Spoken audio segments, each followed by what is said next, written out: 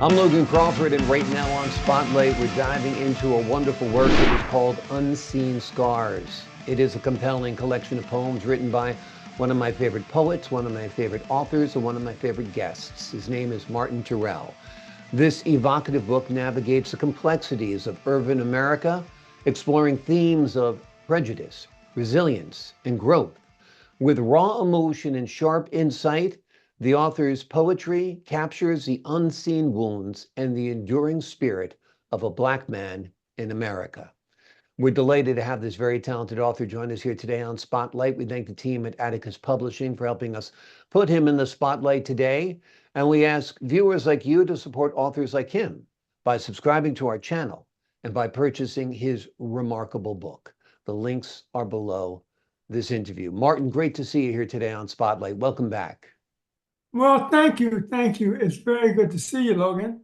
Good to see you, my friend. Great to have you on the show again. This is a powerful collection of poems, Unseen Scars. Give the folks at home an overview of what this book is about. This book, Logan, captures years of pain and of vision that have caught me unaware sometimes in daily living and in years of sometimes things that I was unaware of until I stopped and asked myself, where did this come from? Mm. And then I noticed over time how these pains occurred, and they occur inch by inch by inch. They don't occur all at once.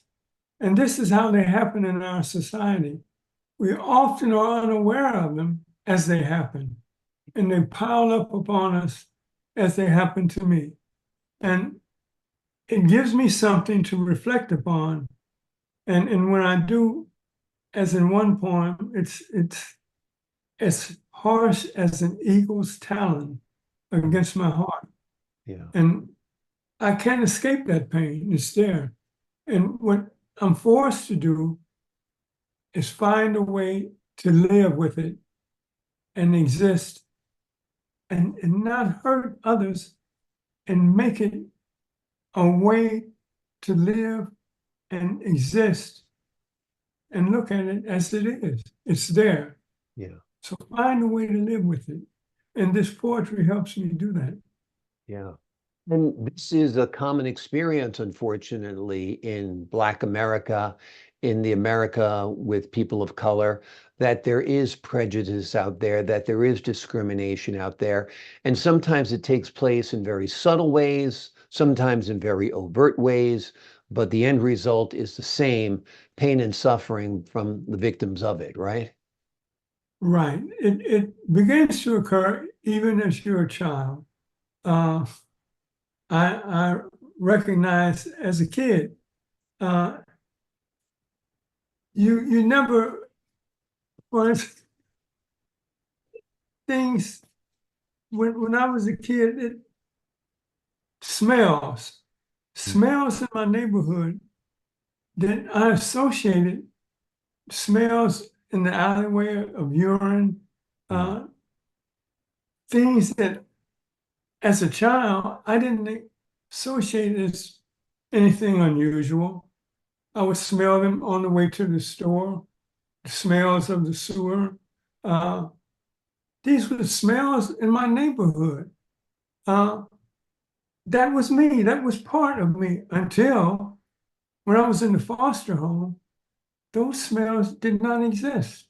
Mm.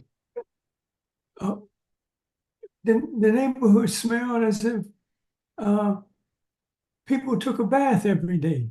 Mm. It smelled as if they didn't know about winos who walked around in the neighborhood.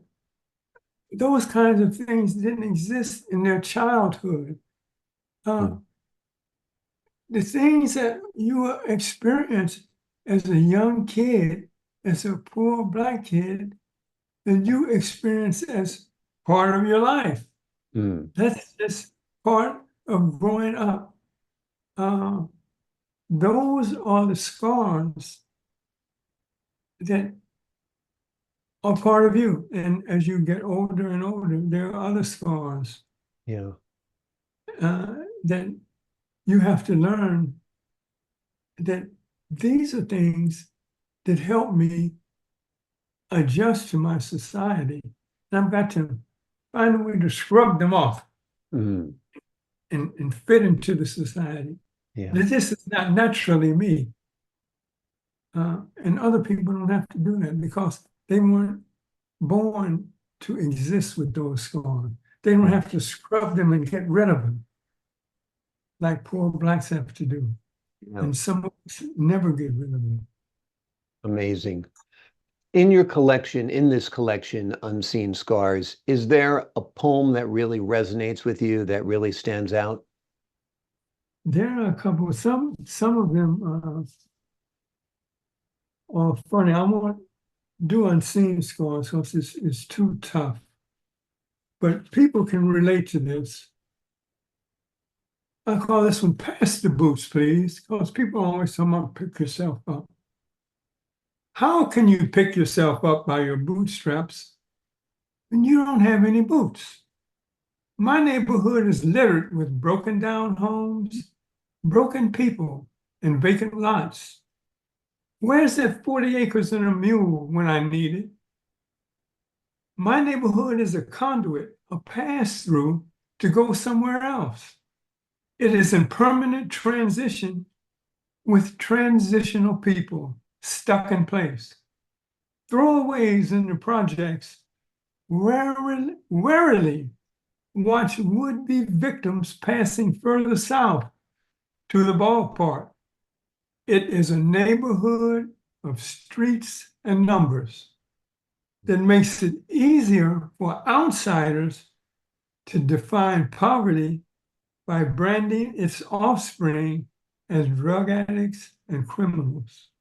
Hmm. Those numbers are there for anyone to see, and those of us inside those numbers are crippled by them. Amazing. Pass the boots, please. If you can find them, I'd like to pick myself up. Wonderful. That is great. And there are a lot of people out there say you just got to pick yourself up by your bootstraps, but some people don't have boots. And it really drives home the point of the disparity of life. Yeah. It's a really, really powerful poem. You've had a difficult life. You were convicted of a crime you did not commit. You did time in prison because of it. Your upbringing was tough, as you mentioned earlier. How have all of these experiences shaped you as a writer and shaped you as a man? It's helped me to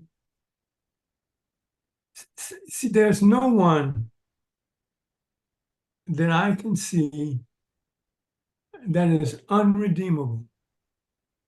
I feel that I've become a source for people who feel that they have nothing to hold on to. Because I've found that there is always someone that is out there who will do this. Grab this. I can help. If you will reach out, I can help you. I believe in the human spirit. But I believe that if you believe in yourself, regardless of how bad the situation seems at the moment, you can survive and overcome. Like in my poem, pass the boots, please. I'd like to pick myself up. Keep something going on inside yourself, no matter how bad.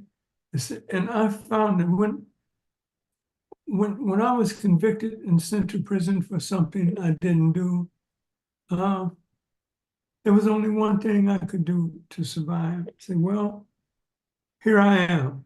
The only thing that I can do is to make the best of it. And that's what I did. Yeah. And that helped me to survive and to believe Exactly. in other people. And they saw that I believed in me, so they believed in me. That's what makes it Exactly. work. Agreed. Agreed. Before we leave you today, is there another poem you could share with us? Sure, I have another That'd one. be great. This one deals with the other side of it. It says, up top is always best. Don't you agree? The best seats are always in the balcony. The top prices for theater tickets are always those seats above the floor.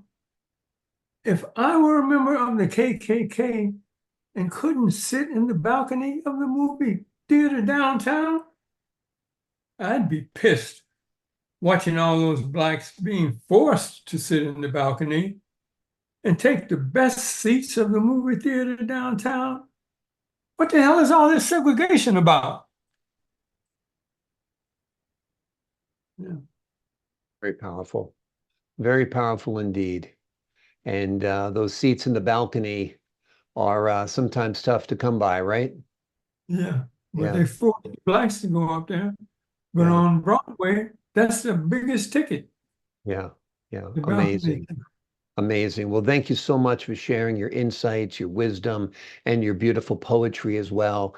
That is beautiful, and it's also harsh at times when it needs to be, and makes a vivid picture of life in 2024, which in some ways, unfortunately, hasn't changed very much since 1964. Yes, we've made some progress, but there's still much, much, much more work to be done. The name of the book is Unseen Scars. It is a compelling collection of poems by Martin Terrell. It is an evocative book that navigates the complexities of urban America, exploring themes of prejudice, resilience, and growth. It's a wonderful book. It's a wonderful read, as are all of Martin's books. Martin, thank you so much for joining us here today on Spotlight. Thank you for having me. I appreciate your time, sir. To the folks at home, I'm Logan Crawford, thanking you for your time this time. Until next time on Spotlight. Okay, Logan.